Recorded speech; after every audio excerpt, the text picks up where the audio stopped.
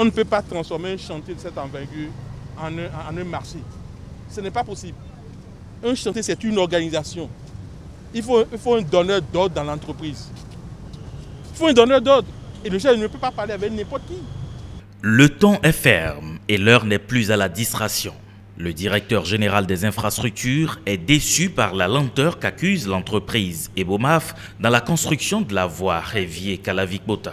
Et le comble, en mission de contrôle sur ce TAS qui crée d'énormes problèmes aux usagers de cette voie, Jacques Ayadi n'a trouvé aucun interlocuteur valable.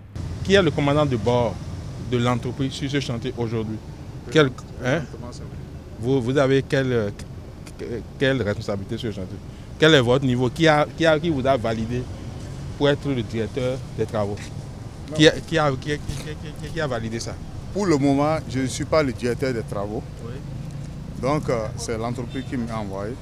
J'étais directeur des travaux ailleurs.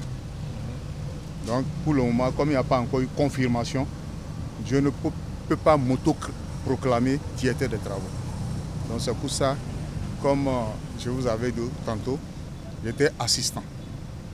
Donc, par rapport à ça, je me... Donc, vous étiez, je comprends bien, vous avez déjà été directeur de travaux sur un autre chantier pour Ebomaf. Oui. Légèreté et amateurisme sont entre autres conclusions tirées par l'autorité.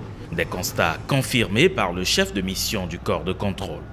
Et ça frise l'amateurisme, ce qui fait qu'aujourd'hui, je ne peux pas avoir un suivi journalier pour parler même d'un suivi hebdomadaire et vous faites de comptes rendus. Vous allez voir qu'on s'est arrêté à un certain nombre de PV de réunion. Le reste, je ne fais que par des visites de chantier avec des comptes rendus.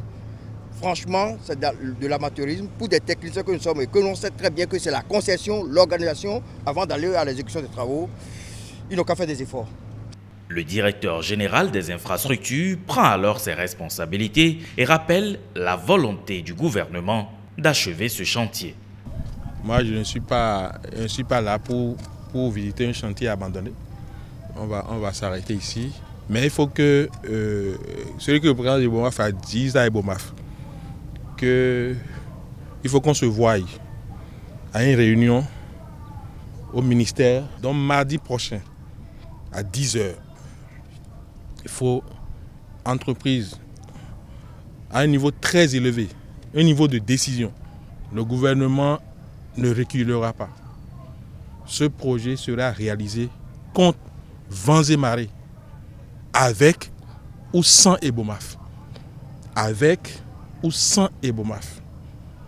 Jacques Ayadi met fin alors à la tournée et donne rendez-vous aux responsables de l'entreprise pour la semaine prochaine.